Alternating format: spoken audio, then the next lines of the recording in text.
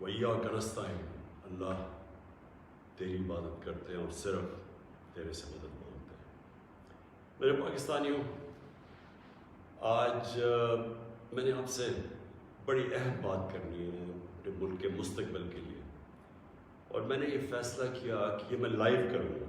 یہ ریکارڈڈ نہیں ہے، یہ آپ کے پاس لائیو جائے گی بات، اور اس کی وجہ یہ ہے کہ پاکستان ایک اس انگریزی میں کہتے ہیں ڈیفائننگ مومنٹ پہ ہے، ایک فیصلہ کن وقت پہ ہے کہ ہم نے دو راستے ہمارے سامنے ہیں، ہم نے کون سا راستہ لینا ہے۔ لیکن میں چاہتا ہوں کہ اس سے پہلے یہ میں جو اپنی آپ سے دل کی آج باتیں کروں گا، اس سے پہلے میں صرف اپنی قوم کو بتانا چاہتا ہوں کہ میری طرح کا آدمی پولیٹکس میں آیا کیوں۔ کیونکہ آپ اگر پولیٹیشنز کی زندگی دیکھیں تو ان کو کسی کو بھی کوئی پولیٹکس سے پہلے نہیں جانتا تھا۔ ان کی کوئی بڑے کم ایسے لوگ ہیں جنہوں نے زندگی میں کوئی چیز اچیو بھی کیا۔ قائد اعظم محمد علی جناح بہت بڑے پولیٹیشین تھے، لیکن انہوں نے وہ ایسے تھے کہ سارے ہندوستان کے اندر وہ سب سے بڑے وکیل سمجھے جاتے تھے۔ تو ایک وہ یعنی ان کی حیثیت تھی پولیٹکس پہ آنے سے پہلے۔ لیکن اب زیادہ تر لوگوں کو دیکھیں تو پولیٹکس میں تو سے پہلے کوئی ان کا نام بھی نہیں جانتا تھا۔ تو میں تو وہ ایک خوش قسمت انسان ہوں، اللہ کا خاص شکر ادا کرتا ہوں کہ مجھے تو اس نے سب کچھ دے دیا تھا۔ یعنی کوئی شاید ہی کسی کو اتنی شہرت ملے، جتنا میری زندگی میں ضرورت تھی اتنا پیسہ میرے پاس تھا، سب کچھ تھا میرے پاس۔ یعنی آج بھی مجھے کوئی کسی چیز کی ضرورت نہیں ہے، اللہ مجھے سب کچھ دے بیٹھا ہے اور میں اس کا بڑا شکر گزار ہوں۔ دیکھیے، میں پاکستان کی پہلی جنریشن تھا، ہم وہ جنریشن تھے جو پہلے آزاد پاکستان میں پیدا ہوئے تھے۔ پاکستان میرے سے صرف 5 سال بڑا، تو میرے ماں باپ جو تھے، میں بار بار لوگوں کو بتاتا ہوں، وہ ایک غلامی کے دور میں پیدا ہوئے تھے، وہ انگریز کے دور میں پیدا ہوئے تھے۔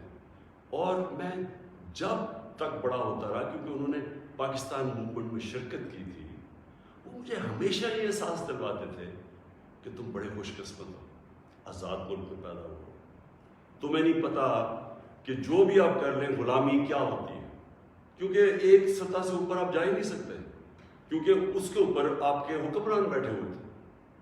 تو ایک بڑا جو بھی خوددار لوگ تھے ان کو بڑا برا لگتا تھا یہ جو انگریز کی غلامی تھی۔ تو ہم بڑے ہوئے، میرے بہنیں اور میں، ہمیں یاد ہے کہ بچپن سے یہ بتایا گیا۔ تو جو یہ خودداری ہے نا، یہ ایک آزاد قوم کی نشانی ہوتی ہے۔ اور جب میں نے پولیٹکس شروع کیا، میں آپ کو بتاؤں پولیٹکس میں کیوں آیا تھا۔ میں اس لیے آیا کہ میں ایک تو پولیٹکس کا اسٹوڈنٹ تھا، یونیورسٹیز میں نے پولیٹکس پڑھی ہوئی تھی، پاکستان کی اور دنیا کی پولیٹکس کے اوپر مجھے پتہ تھا، تاریخ کا پتہ تھا۔ میں اس نتیجے پہ آیا کہ ہمارا ملک کبھی بھی وہ ملک بن نہیں سکتا جو خواب تھی علامہ اقبال کی، اور جو قائد اعظم جیسا لیڈر، یعنی جس طرح انہوں نے جدوجہد کی اس خواب کے لیے کہ پتہ تھا کہ انہوں نے زندہ نہیں زیادہ دیر رہنا، اور اگر آپ ان کی تاریخ پڑھیں کہ جس طرح انہوں نے کیس لڑا پاکستان کا بیماری کے حالات میں، تو یہ ہمارے یہ فاؤنڈنگ فادرز تھے۔ تو جو پاکستان کا مقصد تھا وہ تو ایک بڑا عظیم مقصد تھا کہ ہم نے ایک اسلامی فلاحی ریاست بننا تھا۔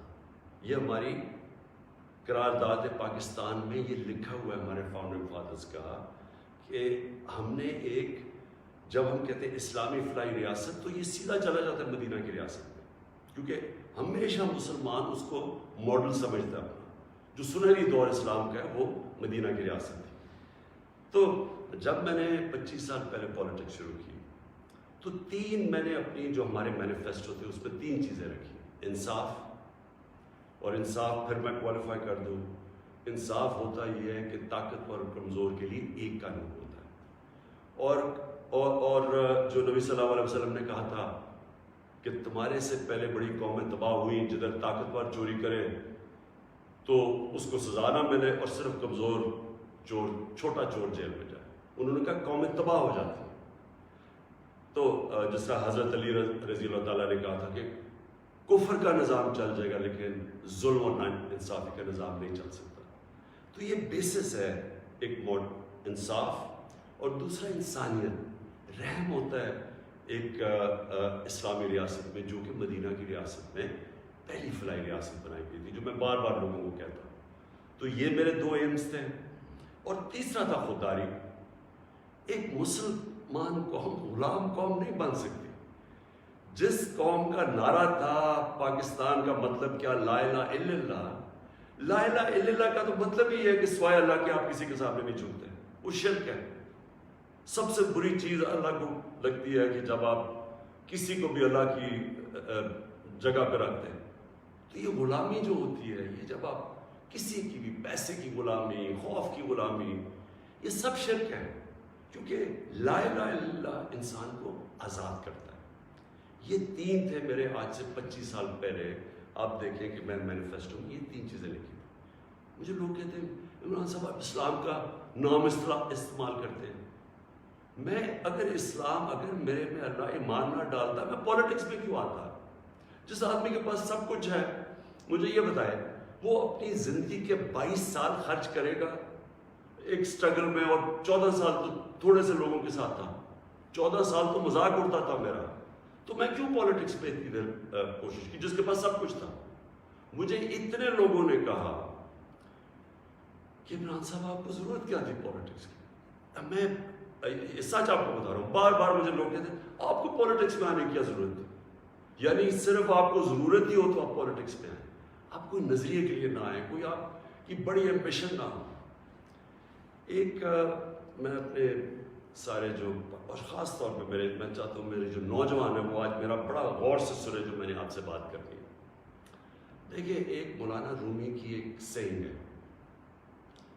مولانا رومی کہتے ہیں کہ جب اللہ نے آپ کو پر دیے ہیں تو آپ کیوں چونٹیوں کی طرح زمین پہ رینگ رہے ہیں؟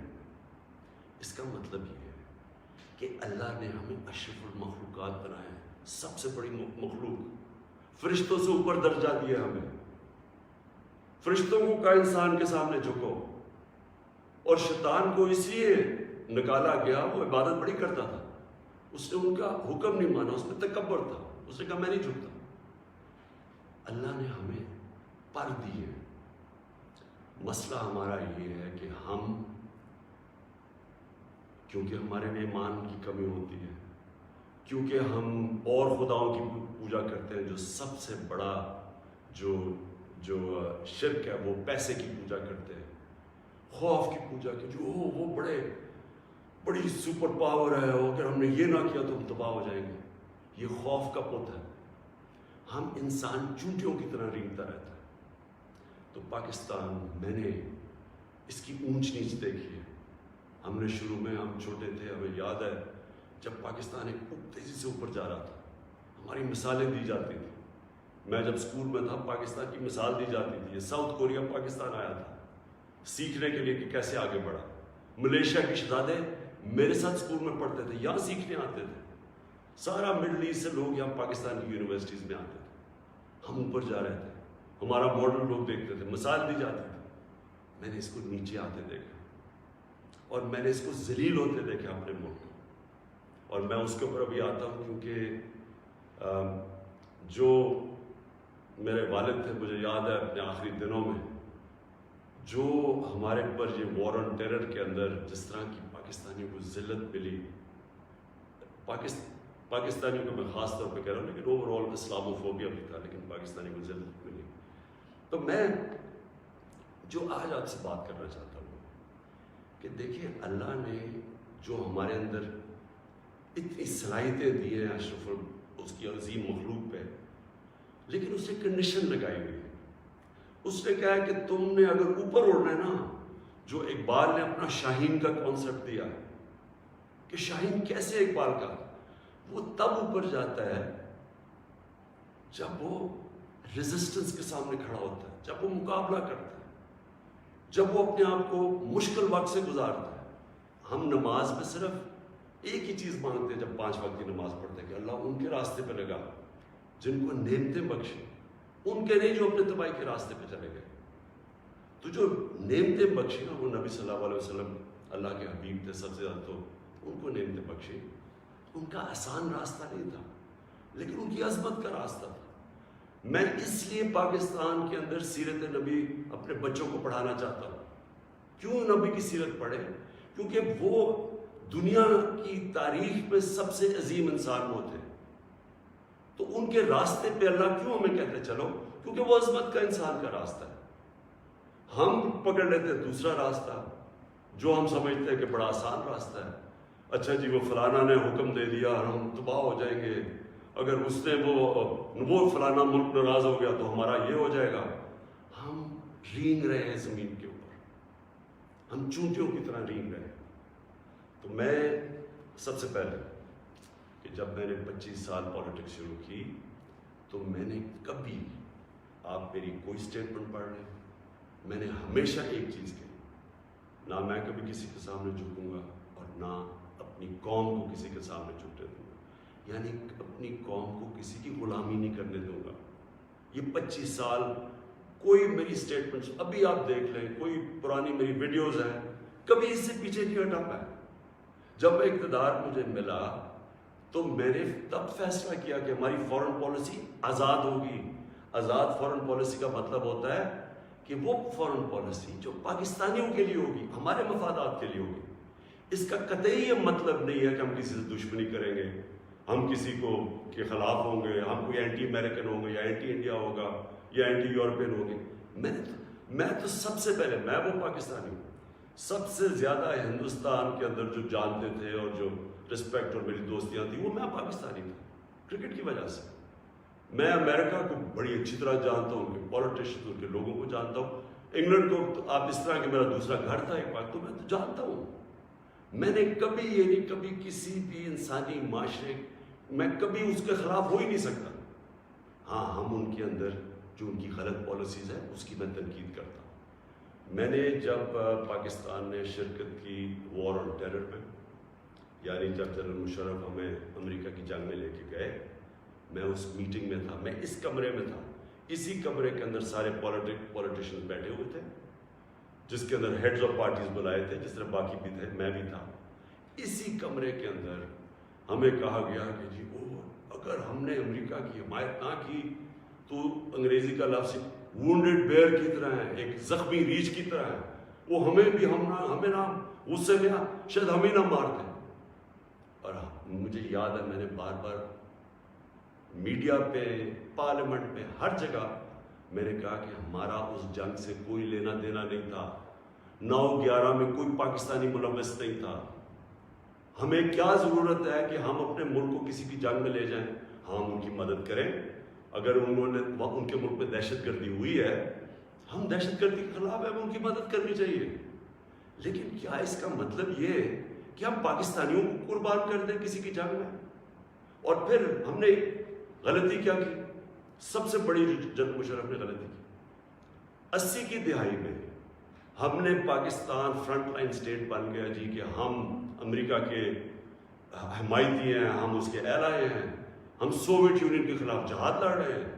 اور ساری جہاد پاکستان کے قبائلی علاقے سے لڑی گئی، اور باہر سے لوگ ہم نے بلائے اور ہم نے ان کو ٹرین کیا اور یہاں سے مجاہدین گروپس گئے. ہم نے ان کی پوری حمایت کی، ان کو بتایا کہ فورن آکوپیشن، کیونکہ ہم اس لیے لڑ رہے ہیں کہ افغانستان کے اوپر فورن آکوپیشن ہے، اس لیے ہم لڑ رہے ہیں جہاد.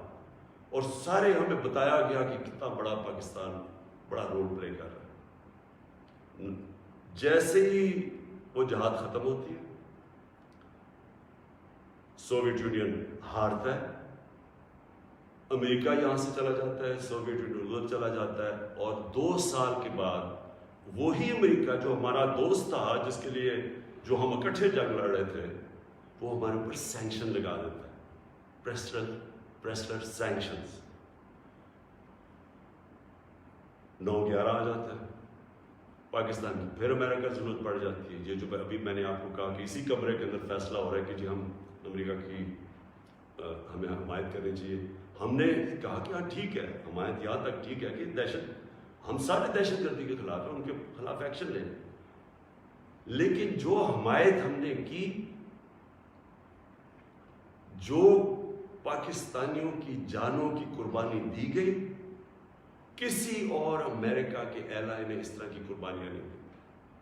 کوئی نیٹو بھی امریکہ کے ساتھ تھا، کوئی ایک ملک بتائے جو 80,000 اپنے لوگ مروا لیں، جس کا سارا قبائلی علاقہ، اور میں یہ آج پھر سے کہنا چاہتا ہوں، دیکھیں میں قبائلی علاقے کو باقیوں سے بہتر جانتا ہوں. میں نے وہ سارا قبائلی علاقہ پھرا ہوا ہے، میں نے کتاب لکھی ہوئی، میں اس کی تاریخ جانتا ہوں.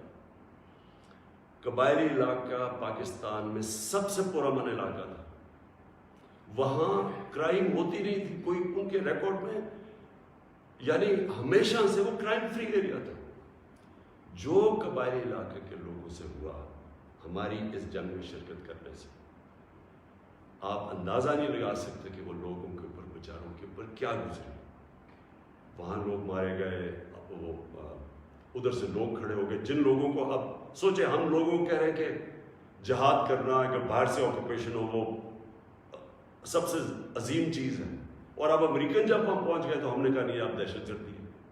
اب ظاہر ہے وہ لوگوں کو آپ 10 سال میں ایک طرف سے دوسری طرف تو نہیں لے جا سکتے تھے، وہ انسان تھے، ان کو ہم نے یہ بتایا ہوا تھا کہ یہ جہاد ہے. وہ جب انہوں نے پاکستان کے خلاف شروع ہو گئے، اور وہ جو پرانے جہادی گروپس ٹرین کیے تھے وہ بھی پاکستان کے خلاف ہو گئے. تو اس سے انہوں نے ہمیں کہا کہ ہم کولیبریٹرز ہیں امریکہ کے. جہاں جو پاکستان میں خودکش حملے ہوئے، جو قبائلی علاقہ اجڑا گیا، جو یہاں میں پتہ نہیں کتنے ہسپتالوں میں گیا، میں تو جو لوگ بچ گئے تھے، کسی کی ٹانگیں نہیں ہیں، کوئی چل نہیں سکتا، کسی آنکھیں نہیں ہیں، ہاتھ اڑے ہوئے ہیں. تو اس ساری جو ہم نے جب اس کی اتنی زیادہ قربانیاں دی اپنے ملک کی، اس کا کوئی کریڈٹ ملا پاکستان کو؟ کیا کسی نے کہا کہ آپ نے بڑا زبردست کام کیا، شکریہ پاکستان؟ یہ نہیں ہوا. وہاں سے آوازیں آنی شروع ہو گئیں. افغانستان کی یہ افغانستان آزاد ہونے سے پہلے کی بات کر رہا ہوں کہ جی پاکستان کی دوگلی پالیسی کی وجہ سے وہ نہیں جیت سکتے. یہاں ہمارے لوگوں کو بار بار کہا گیا کہ ڈو مور، کہ ابھی آپ نے اور نہیں کیا. ڈرون اٹیکس ہوئے، ڈرون اٹیکس پہ جتنے بے قصور لوگ مارے گئے، مجھے یاد ہے میں گیا وہاں پاجوڑ میں ڈرون اٹیک ہوا، 80 مدرسے کے بچے مار دیے. شادیوں کے اوپر ڈرون اٹیک ہو رہا ہے. تو پاکستان کس عذاب سے گزرا؟ کہ میں بیک گراؤنڈ اس لیے دے رہا ہوں کیونکہ آپ کو پتا ہونا چاہیے کہ میری آج پالیسی کیا ہے. کیا جو تنقید ہو رہی ہے کہ جی عمران خان، یہ جو ہمیں ڈاکیومنٹ ملی ہے، پہلے میں بیک گراؤنڈ آپ کو بتا دوں کہ یہ سارے وقت میں اس کی مخالفت کرتا رہا. آپ مجھے طالبان خان انہوں نے کہا، جب میں یہ کہتا تھا کہ یہ پاکستان کی جنگ نہیں ہے اور یہ جو ہو رہا ہے یہ ظلم ہو رہا ہے، یہ جو ڈرون اٹیکس کے خلاف میں نے مظاہرے کیے، واحد پولیٹیشین تھا، میں نے دھرنے دیے ڈرون اٹیکس کے خلاف. میں نے وزیرستان مارچ کی، باہر سے ہیومن رائٹس امریکہ سے آرگنائزیشن آئی، انہوں نے میرے ساتھ حمایت کی. ایک کلائیو اسٹیٹٹ اسمتھ تھا وکیل، اس نے میرے ساتھ آ کے حمایت کی کہ یہ اتنا بڑا ظلم ہے. کوئی ہمارے سینئر پولیٹیشین لیڈرز نے کوئی بات نہیں کی. ڈرے ہوئے ہیں، خوف زدہ، کہ امریکہ نہ ناراض ہو جائے. کون سے قانون میں یہ لکھا ہوا ہے کہ آپ کا اپنا جس کے لیے آپ جنگ لڑ رہے ہیں وہی آپ کے ملک میں آئے، ڈرون اٹیک کرے، جج جوری ایکسیکیوشنر، یعنی وہی فیصلہ کرے کون دہشت گرد ہے، اس کو مار دے، کوئی پتہ نہ تحقیق ہو کہ جی کوئی بے قصور آدمی تھا یا واقعی دہشت گرد ہے. ہماری حکومتوں نے پوری طرح اس جرم میں شرکت کی، اور جو وہاں کے جن کے رشتہ دار مرتے تھے، جن کے کوئی بے قصور لوگ، عورتیں، بیوی، گھر مرتے تھے، وہ ہمارے اوپر پھر حملے کرتے تھے. وہ ہمیں سمجھتے تھے کہ ہم ان کی مدد کر رہے ہیں جو کہ ان کے اوپر ظلم کر رہے ہیں. تو لہٰذا ہر طرف پاکستانیوں نے سفر کیا.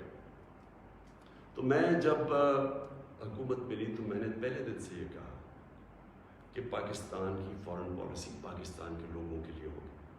ہم کوئی ایسی فارن پالیسی نہیں بنائیں گے جو کہ کسی اور کی تو بہتری ہو لیکن ہمارے ملک کو نقصان پہنچے. کہ یہ کسی کے خلاف نہیں تھی, یہ اینٹی امریکن یا اینٹی یورپین اینٹی انڈین بھی نہیں تھی. انڈیا کے خلاف صرف جب انہوں نے کشمیر کے اوپر انٹرنیشنل قانون توڑا, جب انہوں نے کشمیر کا سٹیٹس لیا 5 اگست 2019 میں, تب میں نے ان کے خلاف بات کی اور ہر فورم پہ کی. لیکن میں نے کوشش اس سے پہلے پوری کی ہندوستان سے دوستی کی. تو میں آج جو آپ کے پاس یہ ساری بات کرنے کے لیے اس لیے آیا ہوں کہ ابھی ہمیں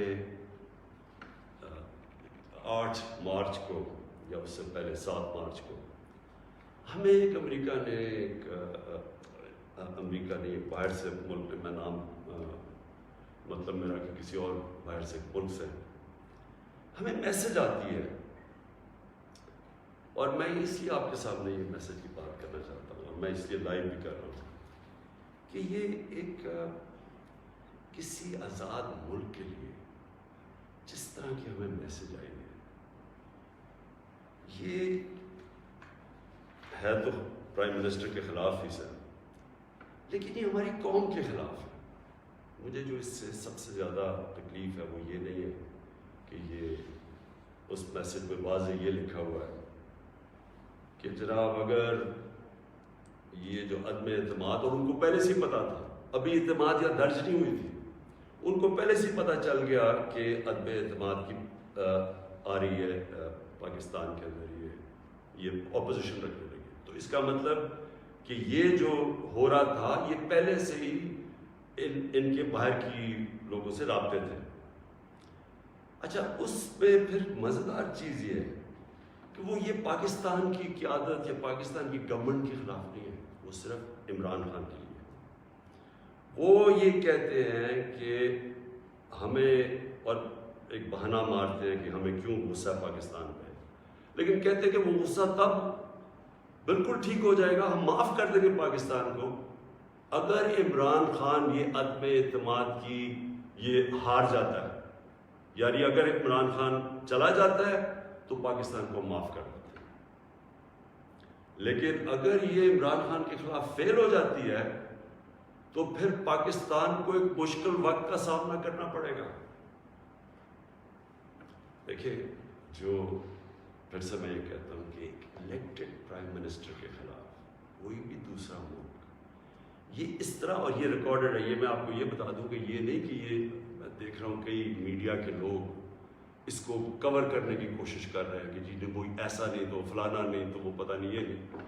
یہ آفیشیل ڈاکیومنٹ ہے جو گورنمنٹ آف پاکستان کو, ہمارے ریپرزینٹیو امبیسڈر کو نوٹس لے رہے تھے لوگ, جس میں یہ کہا گیا, اور یہ کہا بیسکلی یہ کہا گیا کہ اگر عمران خان رہتا ہے وزیر اعظم تو ہم آپ کے ساتھ ہمارے آپ تعلقات بھی خراب ہو جائیں گے اور آپ کو مشکلوں کا سامنا کرنا پڑے گا. تو میرا سب سے اپنی قوم سے آج یہ سوال ہے کہ کیا یہ ہماری حیثیت ہے, 22 کروڑ کی ہم قوم ہے, کہ ہمیں ایک کوئی باہر کا ملک, اور کوئی وجہ بھی نہیں بتا رہا, کوئی اس پہ کوئی وجہ نہیں, بس یہ کوئی ایک چیز بتا دی کہ جی وہ عمران خان نے اکیلا کو فیصلہ کیا روس جانے کا, حالانکہ جب رشیا جانے کا فیصلہ تھا اس کے اندر ہماری ساری فارن آفس کی پوری مشاورت تھی, ہماری ساری عسکری قیادت کی مشاورت پوری تھی. میں نے بلکہ فارن سیکرٹریز کو اسی کمرے میں بلایا جو پرانے ریٹائرڈ تھے, ان سے ہم مشاورت کر کے گئے. لیکن اس کے اندر لکھا ہوا کہ نہیں, صرف وہ ہمارا امبیسڈر ان کو بتا رہے کہ نہیں یہ مشاورت سے, اس نے کہا نہیں یہ صرف عمران خان کی وجہ سے گئے. اور پھر انہوں نے یہ جو باقی لکھا کہ اگر جب تک وہ ہے تو ہمارے تعلقات اچھے نہیں ہو سکتے. اب میرا سوال یہ ہے کہ وہ اصل میں یہ کہہ رہے ہیں کہ یہ جب جائے گا تو جو باقی جو آئیں گے واپس, جو دوسرے عمران خان کی جگہ آئیں گے, ان سے ہمیں کوئی مسئلہ نہیں ہے.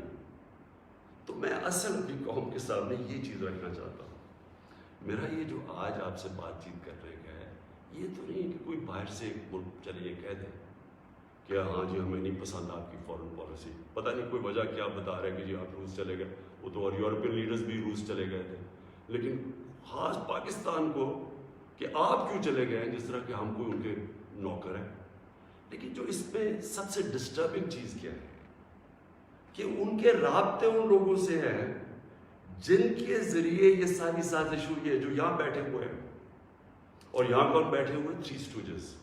اسٹوجز کا مطلب ہوتا ہے جو کہ بڑے وفادار غلام ہوتے ہیں. یہ وہ لوگ ہیں. اب یہ ذرا سن لیں کہ یہ چاہ کیا رہے ہیں. یہ چاہ یہ رہے ہیں کہ عمران خان جائے، لیکن اگر یہ آ جائے واپس، یہ جو بھی جنہوں نے عدم اعتماد کیا ہوا ہے، تو پھر سب ٹھیک ہو جائے گا. تو سب سے پہلا میرا سوال یہ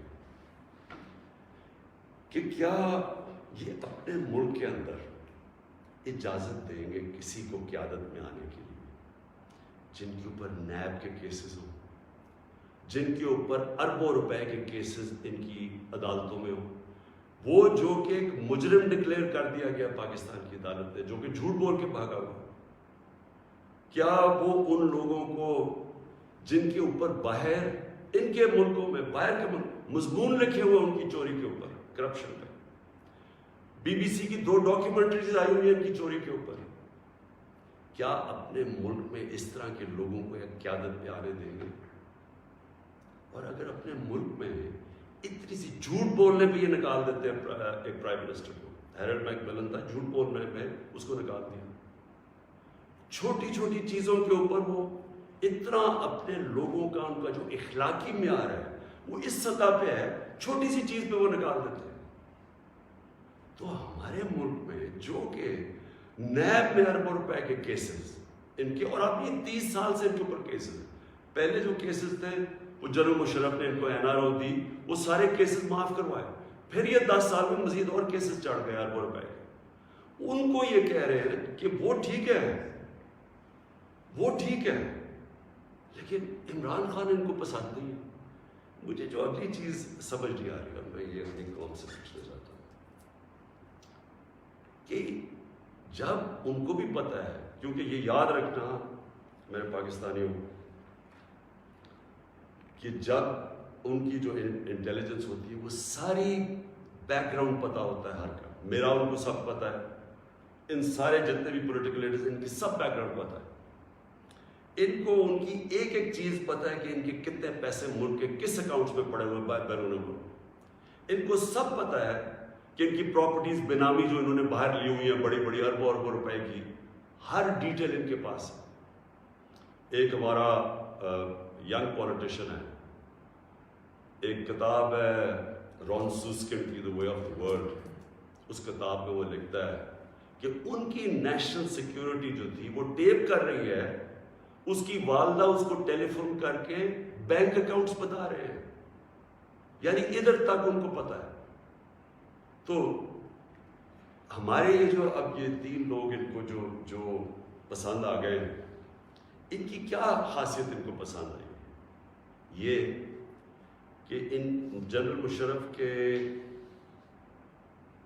سالوں کے اندر 11 ڈرون اٹیک تھے. ان دونوں کے یہ بلکہ سارے یہ تینوں اکٹھے اقتدار میں تھے. ان کے 10 سال میں اس ملک میں 400 ڈرون اٹیکس ہوئے. ایک دفعہ ان کے منہ سے نہیں نکلا کہ مذمت کرتے ہیں. حامد کرزئی مجھے یاد ہے افغانستان میں جب ان کے ڈرون اٹیک یا وہاں بمباری سے افغانستان کے بے قصور لوگ مرتے تھے، وہ مذمت کرتا تھا. جدھر افغانستان میں فورن فوجیں تھی، یہاں ہم بیٹھے ہوئے ہیں 400 ڈرون اٹیکس میں ایک دفعہ کسی نے مذمت نہیں کی. اس لیے ان کو یہ سوٹ کرتے ہیں.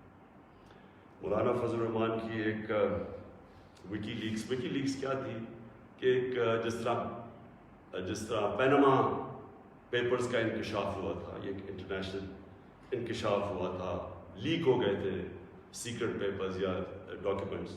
تو پینما جو وکی لیکس میں وہ انکشاف ہوتا ہے کہ جو پاکستان کے اندر امریکی ایمبیسڈر تھی این پیٹرسن، اس کو مولانا فضل الرحمان، مولانا نہیں، فضل الرحمان، اس کو فضل الرحمان کہتا ہے کہ مجھے موقع دے دے، میں بھی وہی خدمت کروں گا جو باقی آپ کی خدمت کرتے ہیں. یہ وکی لیکس میں تھا. نواز شریف کا برکا دت کی کتاب میں ہے کہ وہ نیپال کے اندر نریندر مودی سے چھپ چھپ کے مل رہا تھا اپنی فوج سے بچنے کے لیے. ڈان لیکس میں کیا تھا؟ ہندوستان کو میسیجنگ ہو رہی تھی کہ جناب میں فوج کے ساتھ، اگر فوج یہ کر رہی تو فوج کر کے میں نہیں کر رہا. یہ سوچیں کہ کبھی آپ سوچ سکتے ہیں کہ میرے آرمی چیف کو، جنرل باجوہ کو کوئی باہر کی قوت کہے کہ جی دہشت گرد ہے، اور میں چپ کر کے بیٹھا رہوں اور وہ میری تعریف کرے اور اس کو برا بھلا کہے. جنرل راحیل شریف کو نریندر مودی دہشت گرد کہہ رہا تھا، دہشت گرد کا چیف، اور نواز شریف سے دوستی تھی اور شادیوں پہ انویٹیشن تھی. یہ ان لوگوں کو یہ چاہتے ہیں. آصف زرداری کا باب وڈورڈ کی کتاب کے اندر ہے کہ ان کے سی آئی اے چیف جب ان سے کہتا ہے، وہ کولیٹرل ڈیمیج کی بات کی، کولیٹرل ڈیمیج کا مطلب کہ جب بم گرتا ہے تو بے قصور لوگ مارے جاتے ہیں، تو اس کو کہتا ہے کہ فکر نہ کریں اگر ڈرون اٹیک میں بے قصور لوگ مارے جاتے ہیں مجھے نہیں فرق پڑتا. یہ پاکستان کا پریزیڈنٹ کہہ رہا ہے دوسروں کو، جس کو تھوڑا سا، اور کتاب میں وہ لکھتا ہے کہ وہ حیرت انگیز ہو، حیرت آتی ہے کہ یہ کیسے ملک کا صدر بات کر رہا ہے. اس طرح کے لوگ ان کو پسند ہیں. اور شہباز شریف، اس کی سٹیٹمنٹ کہ جی عمران خان نے بڑی غلطی کی، ایبسلوٹلی ناٹ کہہ کے. یعنی یہ جو ان کے دور میں ایبسلوٹلی ناٹ کیا تھا، میں نے صرف یہ بات کہی کہ ہم امن میں آپ کے ساتھ ہیں، ہم جنگ میں آپ کے ساتھ نہیں ہیں، ہم کسی کانفلکٹ میں آپ کے ساتھ، لیکن جو بھی آپ امن افغانستان میں کہیں چاہتے ہیں ہم ساتھ ہیں آپ کے. میری پالیسی آپ میں آپ کو بتاؤں کہ کیونکہ ہم انڈیپینڈنٹ، یعنی ہم ایک انڈیپینڈنٹ فارن پالیسی چاہتے ہیں، ہماری کریڈیبلٹی ہوتی ہے کہ ہم سالس کا کردار پلے کر سکتے ہیں. وہ صرف تب ہوتی ہے جب آپ لوگ سمجھیں کہ آزاد ہے آپ کی فارن پالیسی.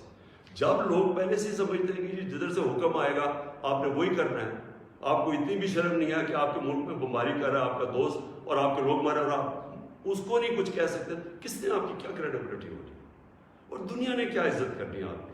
جب ہم یہ وار آن ٹیرر میں حصہ لے رہے تھے، بیرون ملک پاکستانیوں سے میرا تعلق بہت ہے، کبھی ان سے پوچھے کہ ان کو کس ذلت کا سامنا کرنا پڑا. ایئرپورٹس کے اوپر ان سے کیا ہوتا تھا، پکڑ کے ان کو ڈیٹین کر دیتے تھے، عام بے قصور لوگوں کو پکڑ کے پاکستانی کو جیل میں ڈال دیتے تھے باہر کے ملکوں، جبکہ یہاں ہم ان کے لیے جنگ لڑ رہے ہیں، باہر پاکستانی دشمن بنے ہوئے ہیں.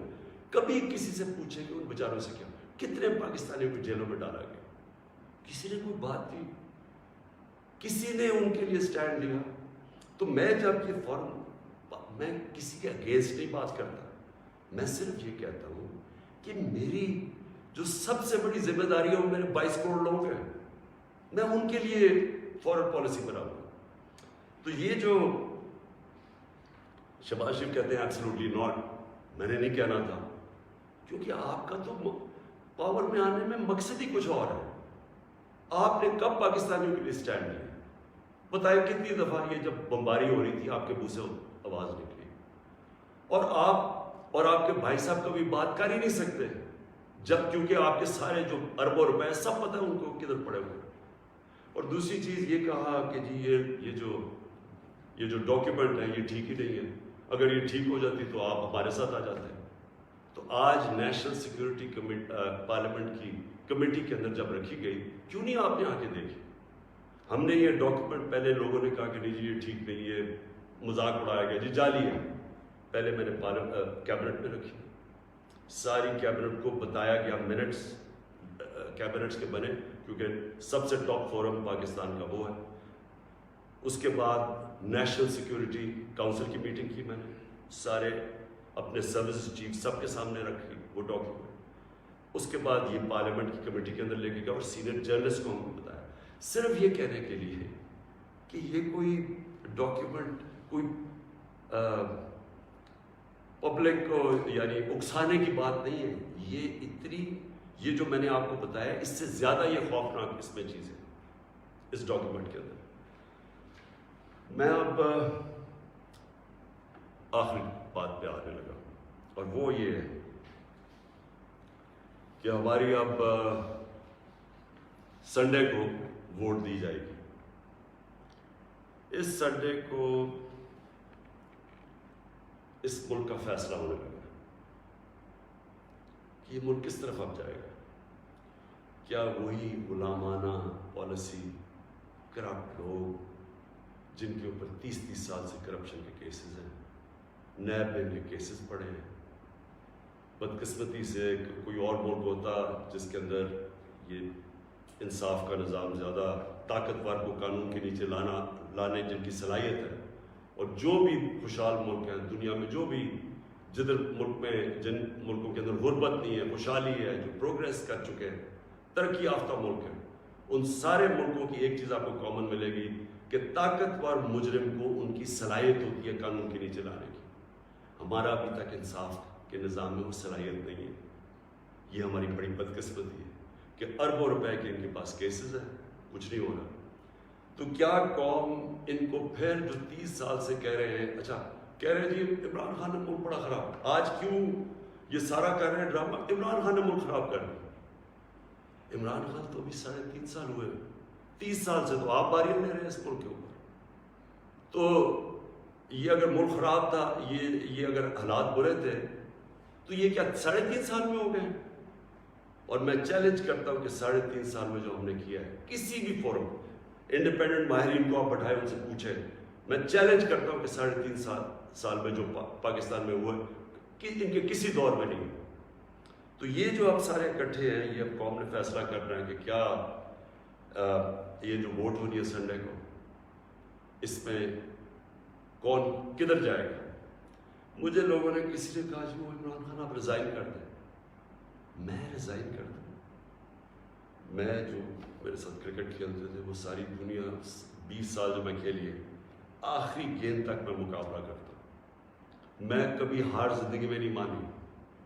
میں تو ووٹ کا جو بھی رزلٹ ہو جائے آپ دیکھیں گے کہ میں تو اس کے بعد اور زیادہ تکڑا ہو کے سامنے آؤں گا جو بھی رزلٹ ہو.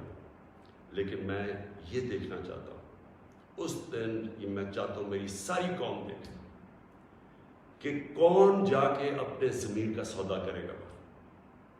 اگر کوئی یہ کسی کو کہنے کی کوشش کر رہا ہے نا کہ جی ہمیں ایک دم پتہ چلا کہ عمران خان تو یہ تو بہت ہی نااہل یا برا تھا، آپ کو ریزائن کرنا چاہیے تھا. ہم جمہوریت کے اندر لوگ ریزائن کرتے ہیں.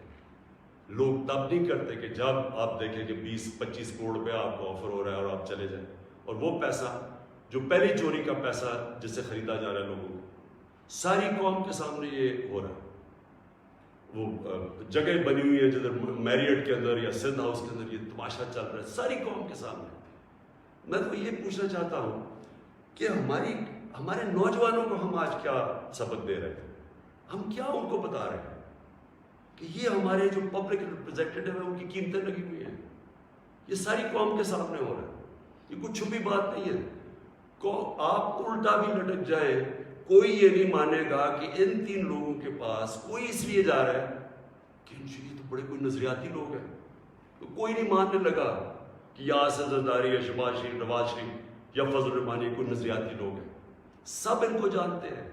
صرف انہوں نے جو اپنے خلاف سٹیٹمنٹس دی ہوئی ہیں وہ 20 سال ذرا دیکھ لیں تو آپ سمجھ جائیں گے کہ یہ کوئی نظریاتی نہیں ہو رہا. یہ صرف اور صرف ضمیروں کا سودا ہو رہا ہے.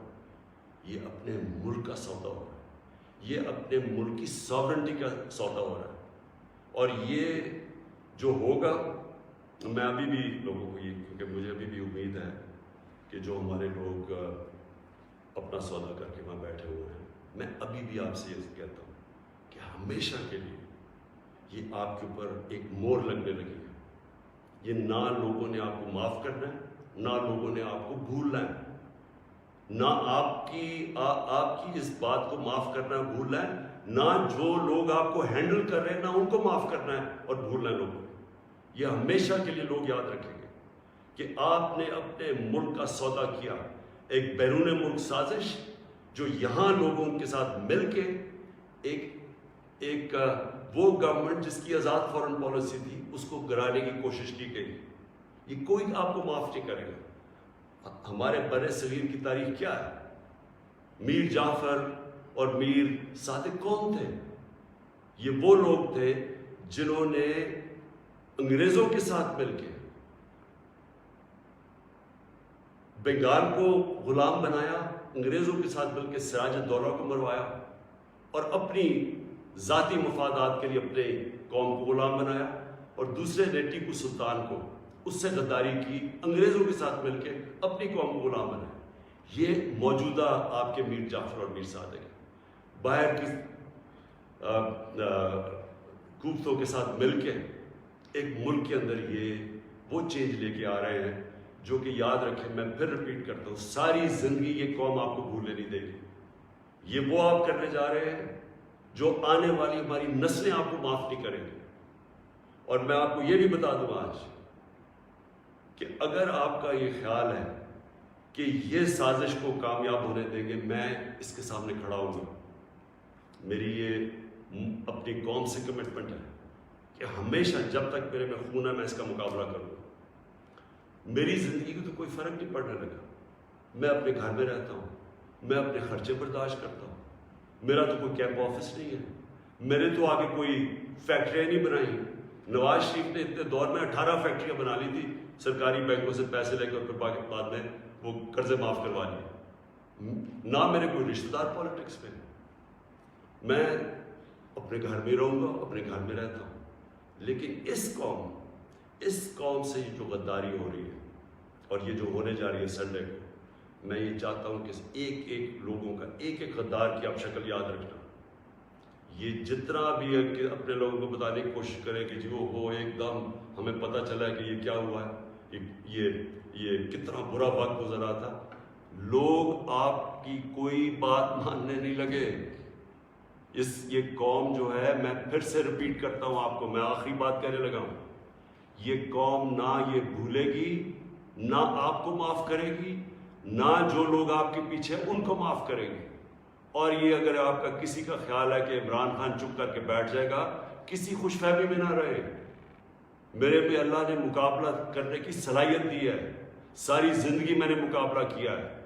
میں کوئی وہ آدمی نہیں جس نے بیٹھے بیٹھے کسی نے پرچی دکھائی کہ جی مجھے تو پرچی میں پارٹی وراثت میں مل گئی ہے، یا میرا کوئی باپ کچھ تھا، یا میرا کوئی فلانا کچھ تھا، یا میں سریا لگاتے لگاتے جنرل جلانی کے گھر پہ مجھے کوئی وزارت مل گئی اور چیف منسٹر۔ میں نے اسٹرگل کر کے یہاں پہنچا ہوں، مجھے اسٹرگل کرنی آتی ہے، مقابلہ کرنا آتا ہے۔ میں کسی صورت اس سازش کو کامیاب نہیں ہونے دوں گا۔ پاکستان پائندہ باد۔